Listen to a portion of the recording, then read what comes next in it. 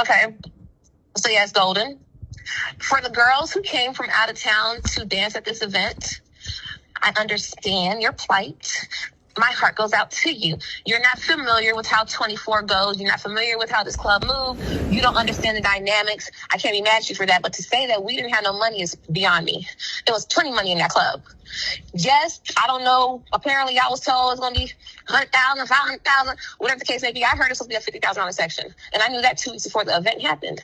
But that's not what you bank on. You bank on what you can do. If you see a motherfucker handing out 35 wristbands for a section, why would you want to be over there? Unless that nigga got 100,000 coming out, you see all them motherfucking bottles and them sparklers and them suitcases coming out. Why would you want to be over there with 35 wristbands? You're at that point, you're exercising because you're definitely not getting paid for your time. It's not going to go like that. That's not on 24. That's on you. You got to take responsibility and accountability as an entertainer to know that, hey, I shouldn't be in this section. There's other sections on the floor. It's Detroit niggas over here. It's Chicago niggas over here. It's these niggas over here. It's celebrities over here. It's plenty niggas all through that club. If you ain't never worked at that club before and you look good, a nigga will dance you. A nigga will spend some money on you. But you can't be all huddled up and banking on what another motherfucker say. All you got is your word to stand on. Yes, I was in sections. Yes, I made money by the bar. Yes, I made money everywhere in that club. Y'all experience is not my experience. I didn't have to pay $500. I knew how much the house was going to be way before the event even happened because I worked there. I knew what the fuck was going on. I know 24. Anybody that works at 24 on a day-to-day basis, we know how 24 go. We know you got to be about your money. You got to be on your feet. Slow feet don't eat. You can't sit there and be like, oh, it wasn't no money. No. Because you didn't know what was going on. You were lost in the sauce. You were blinded by the lights. Whatever them people told you to get y'all there, don't kick your feet up and be like, oh, I know I'm gonna get the fuck out of here. Ho, you a stripper. Get that money. Don't sit there and play no games and be wishy-washy and be wanting a motherfucker to hand it to you. Get it out the mud or stop dancing. Burn that bag now.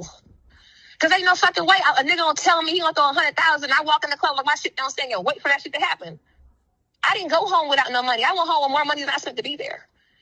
And quiet as it's kept, my nigga paid my tip out. I didn't have to pay no tip out.